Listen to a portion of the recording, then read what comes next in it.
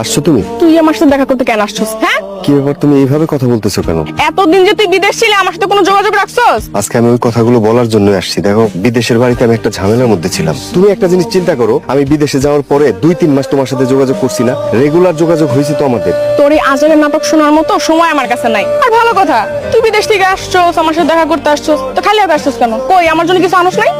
আমি সত্যি কিছু কারোর জন্য আনতে পারিনি। দেখো, আমি বিদেশে যাওয়ার পরে 2-3টা মাস ঠিকঠাক ছিলাম, ঠিক মতো কাজ করতে পারছি, কিন্তু তারপরে হঠাৎই একটা ঝামেলা হয়। আমার বিদেশে যে মালিক ছিল, সে মালিকের কোম্পানিতে একটা চুরির ঘটনা ঘটে। ওই চুরির ঘটনার সাথে আমি জড়িত ছিলাম। আমার মালিক জোর করে যারা চুরি করছে তাগুলোর লগে আমার মিলাই ফেলেছে।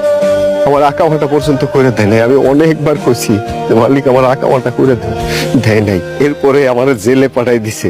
জেলের জীবন যে কি কষ্ট! তার মানে তুই বিদেশে জেল খাইতে আসছস? তোর সাথে আমি আর সম্পর্ক রাখতে পারবো না। খালামণি, খালামণি।